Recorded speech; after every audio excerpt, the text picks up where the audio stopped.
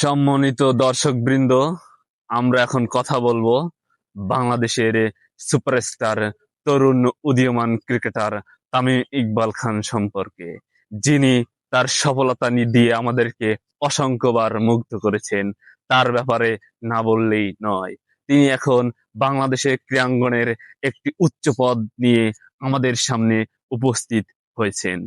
তিনি আমাদেরকে আশাবাদী এবং তিনি আমাদেরকে আশার আলো এবং তিনি আমাদেরকে আশার বাণী শুনিয়েছেন। সেটি হলো কি, বাংলাদেশ ক্রিকেটকে তিনি অনেক দূর এগিয়ে নিয়ে যাবেন। যুগে যুগে অসংখ্য মানুষ এসেছে, অসংখ্য মানুষই কথা বলেছে। জানি না তার কথাটার কতটুকু সুফল আমরা দেখতে পাবো। এটা কোনো ব্যাপার না।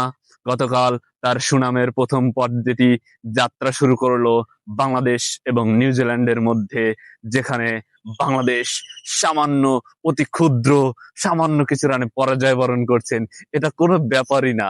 আমরা সামনের ম্যাচে দুর্দান্ত ভাবে কামব্যাক করে আবারও কিছু সামান্য রানের বিনিময়ে আমরা পরাজয় বরণ করব। এটা নিয়ে আমাদের কখনোই কোনো আফসোস থাকবে না। কারণ তিনি যখন বাংলাদেশ ক্রিকেটে খেলেছেন তখন আমরা এই সামান্য সামান্য রানে পরাজয় বরণ করছি। তিনি যখন দায়িত্বে এসেছেন আবারও আমরা সেই সামান্য সামান্য রানে পরাজয় বরণ করব। এটা কোনো ব্যাপারই না। তিনি আমাদের দুর্দান্ত পারফরমেন্স দিয়ে, দুর্দান্ত কথা দিয়ে আমাদের মুগ্ধ করবেন। আর পারফরমেন্সের বেলায় বাংলাদেশের যত ক্রিকেটার আছে তারা আমাদের পারফরমেন্স দিয়ে আমাদের হতাশ করবেন।